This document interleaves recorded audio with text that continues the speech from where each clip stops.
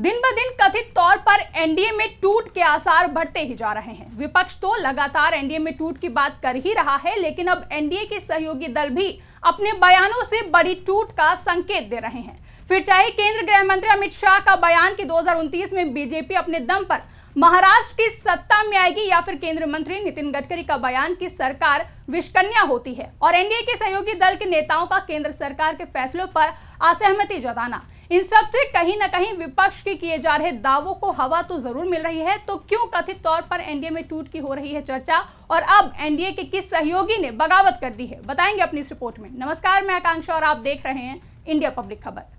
नवंबर में महाराष्ट्र विधानसभा का कार्यकाल खत्म हो रहा है, जिसकी वजह से अभी से ही महाराष्ट्र में विधानसभा चुनाव को लेकर सियासी हलचल तेज हो गई है।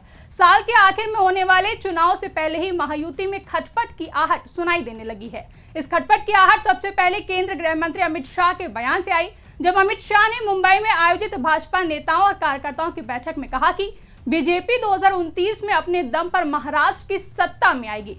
जिसके बाद महाराष्ट्र की सियासत में हलचल तो हुई ही, साथ ही महायुति की भी टेंशन बढ़ गई, और फिर से वही हुआ जो अमूमन होता है, यानी कि एक बार फिर कथित तौर से एनडीए में टूट की चर्चा हर ओर होने लगी। और ये चर्चा अभी रुकी भी नहीं थी कि इसी बीच वोट जिहाद के मुद्दे ने इस चर्चा को और तूल दे दिया। साथ ही अब वोट जिहाद पर महायुति में आपसी मतभेद की लकीरें खिंचती दिख रही हैं। दरअसल महाराष्ट्र के डिप्टी सीएम देवेंद्र फडणवीस के वोट जिहाद वाले बयान से सियासी पारा ऐसा चढ़ा कि विरोधी तो हमला कर ही रहे हैं, अब अपने भी पावर और तेवर दिखा रहे हैं। महायुति में जहां भाजपा वोट जिहाद की बात कर रही है, तो वहीं अजित पवार वाली एनसीपी अल्पसंख्यकों को टिकट देने की बात कह रही है।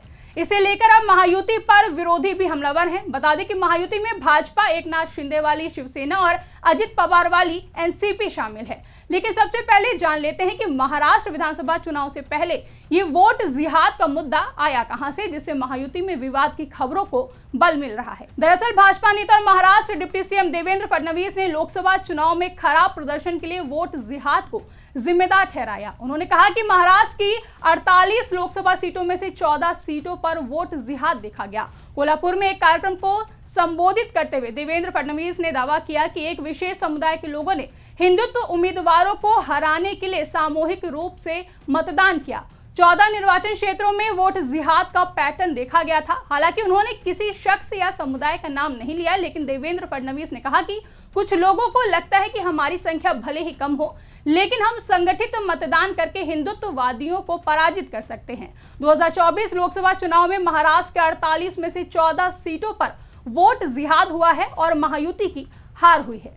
बयान के मुताबिक देवेंद्र फडणवीस का निशाना खास समुदाय पर था। ऐसे में अगले ही दिन अजित पवार ने एक बयान दिया, जिसे देवेंद्र फडणवीस के बयान पर पलटवार बताया जा रहा है। इस बयान में अजित पवार ने कहा कि मैं सभी जाति धर्म को मानने वाला शिव शाहू फूले का एक समर्थक हूँ। कुछ बेलगाम बयानवीर अलग धर्म पंथ समाज के खिलाफ बयान देते हैं, यह सही नहीं है। बता दें कि हरियाणा और जम्मू कश्मीर विधानसभा चुनाव के बाद महाराष्ट्र और झारखंड में भी इसी साल विधानसभा के चुनाव होने हैं, जिसको लेकर एनडीए के सहयोगी दल झारखंड और महाराष्ट्र में कमर कसते हुए जनता के बीच पहुंच रहे हैं और विधानसभा चुनाव को लेकर अपनी पकड़ मजबूत करने में लगे हुए हैं। इसी कड़ी में अगर हम बात करें महाराष्ट्र की, तो महाराष्ट्र में विधानसभा की 288 सीटें हैं।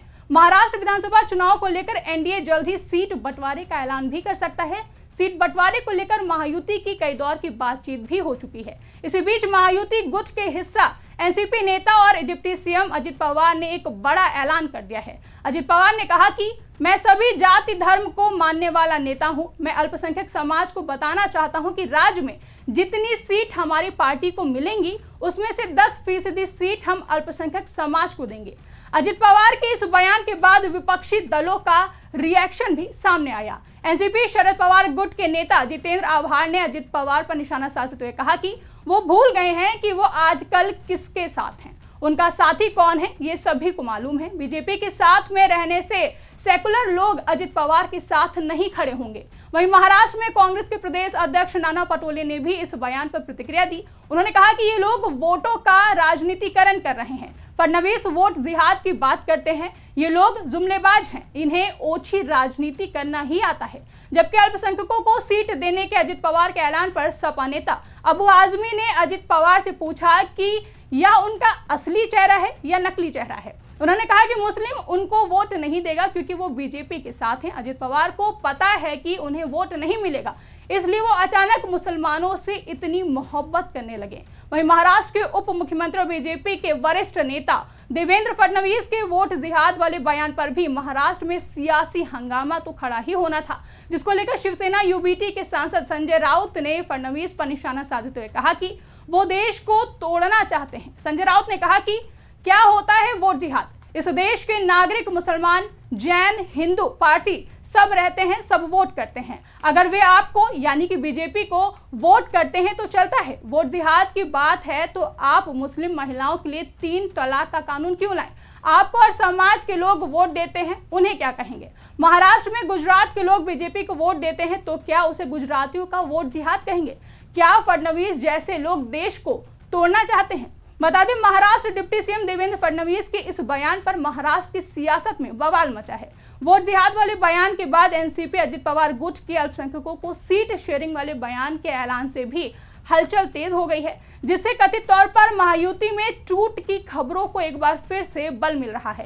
क्योंकि देवेंद्र फडणवीस के वोट जिहाद वाले बयान के बाद उनकी ही सहयोगी पार्टी एनसीपी के नेता अजित पवार ने कह दिया है कि उनकी पार्टी आगामी विधानसभा चुनाव में अपने खाते की सीटों में मुस्लिमों को 10% सीटें देंगे। अजित पवार ने कहा कि हमें नया समाज बनाना है। आने वाले विधानसभा में एनसीपी की तरफ से माइनॉरिटी यानी कि अल्पसंख्यकों को 10% सीट देंगे, जिसका उन्होंने सीट शेयरिंग से पहले ही ऐलान भी कर दिया। फिलहाल टूट की खबरों को बल इसलिए भी मिल रहा है क्योंकि महाराष्ट्र में अभी ना तो विधानसभा चुनाव की तारीखों का ऐलान हुआ है और ना ही महायुति में अभी तक सीट शेयरिंग पर कोई सहमति बनी है। ऐसे में अजित पवार के अल्पसंख्यकों को 10% सीट देने का ऐलान से साफ नजर आ रहा है कि महायुति की सभी पार्टियां अलग रणनीति बनाने में जुट गई हैं। और सवाल इसलिए भी उठ रहे हैं क्योंकि अजित पवार का ये ऐलान केंद्र गृह मंत्री अमित शाह के 2029 विधानसभा चुनाव में महाराष्ट्र में अकेले सत्ता में आने वाले बयान के ठीक एक दिन बाद आया, जिसकी वजह से अब इन दोनों बयानों को जोड़कर देखा जा रहा है और कहा जा रहा है कि कहीं अजित पवार केंद्र गृह मंत्री अमित शाह के उस बयान को बीजेपी का महायुति से अलग होने का संकेत तो नहीं समझ रहे हैं, और क्या इसीलिए अजित पवार अपनी पार्टी की अलग रणनीति बनाने में लग गए हैं? फिलहाल सवाल कई हैं जिनके जवाब महाराष्ट्र के आगामी विधानसभा चुनाव में ही मिलेंगे। फिलहाल इस पूरी रिपोर्ट में बस इतना ही। इस रिपोर्ट पर आपकी क्या राय है कमेंट करके हमें जरूर बताएं। साथ ही अगर अभी तक हमारे YouTube चैनल को सब्सक्राइब नहीं किया है तो चैनल को सब्सक्राइब करना ना भूलें।